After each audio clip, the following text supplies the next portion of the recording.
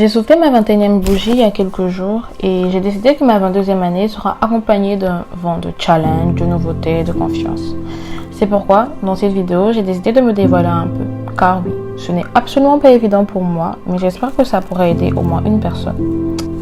Alors, du plus loin que je m'en souvienne, je n'ai jamais aimé mon anniversaire. Au point où lorsque cette date approche, je me sens triste, angoissée, inquiète, anxieuse. Je remets même toute mon existence en question.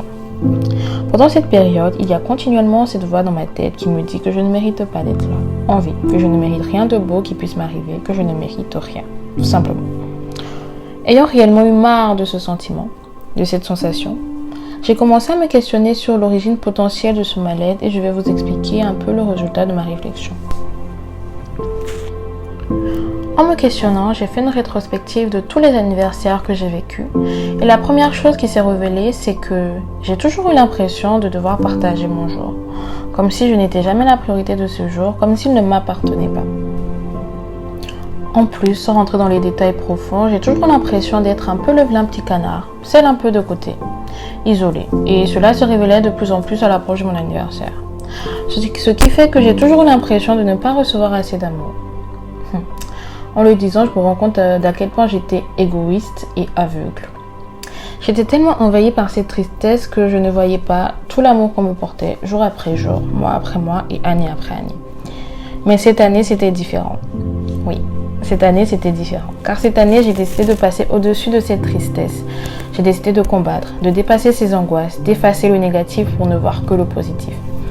Je ne sais vraiment pas d'où m'est venu le déclic. Peut-être avais-je l'impression de passer à côté de quelque chose, de perdre du temps pour des futilités, de mettre mon énergie dans le négatif et donc d'attirer que le négatif.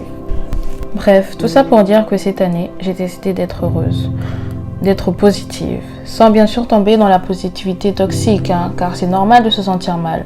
Mais le plus important, c'est de passer au-dessus de ce mal et d'avancer. Choisir de se focaliser sur soi, d'améliorer sa manière de voir la vie, d'améliorer son rapport avec soi-même.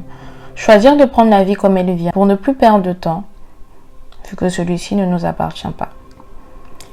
J'ai décidé d'être heureuse car je le mérite, car nous le méritons. Alors si toi aussi, tu as ponctuellement ces moments de déchéance, à l'approche de certaines dates, de certains événements, sache que ça peut passer.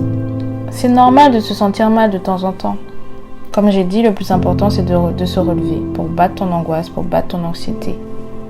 Mettre des mots sur ces mots, demander de l'aide, de l'écoute. Ça aide réellement de se sentir compris ou au moins entendu. Fais un bilan sur ta vie, travaille sur toi et relève-toi car une chose est sûre, cette vie vaut la peine d'être vécue.